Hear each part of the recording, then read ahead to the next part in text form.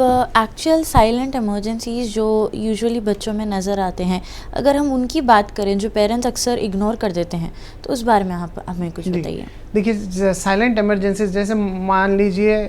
बच्चे को brain infection हुआ है। अगर जो बच्चे को ब्रेन इन्फेक्शन हुआ रहता है, तो जब बच्चे को फिट्स आना शुरू हो जाएंगे तो वो तो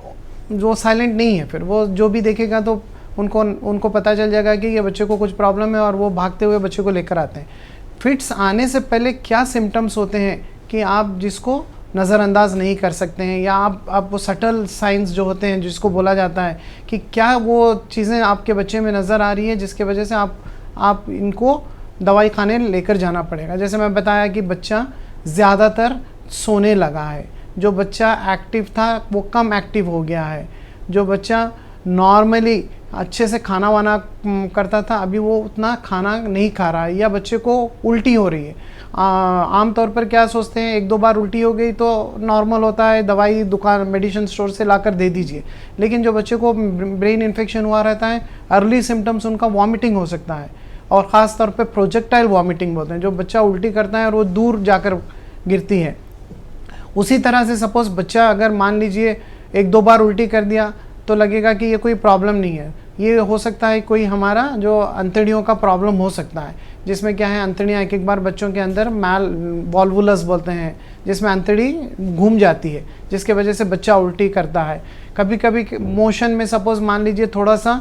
हल्का लूज मोशन हो गया, उसके बाद एक दो खतरे खून के नज़र आए होंगे, तो ये सब होता है। सर्जिकल इमरजेंसीज होती हैं जिसमें क्या होता है जो अंतड़ी एक दूसरे के अंदर धंस जाती हैं, जिसको इंटरसेप्शन कहते हैं। कभी कभी क्या होता है इन्फेक्शन, जो सीवियर इन्फेक्शन खून में होता है जिसको सेप्सिस बोलते हैं, जिसके वजह से क्या है हमारे जिस्म में कॉम्पेंसेट करने का बहुत कैपेसिटी है, बॉडी अपने आप को संभालने की कोशिश करेगा, जिसके वजह से बच्चा आपको दौड़ता खेलता हंसता नज़र आएगा, लेकिन उसके अंदर वो बीमारी बढ़ती रहेगी। सो जैसे मैं बताया कि हाथ पैर ठंडे हो गए हैं, बच्चे का बॉडी ब्लूइश हो रहा है या ऊदा पड़ रहा है, या फिर आप देखेंगे स्किन चेंजेस कुछ नज़र आ रहे हैं, तो ये सारे जो चीज़ें होती हैं हमें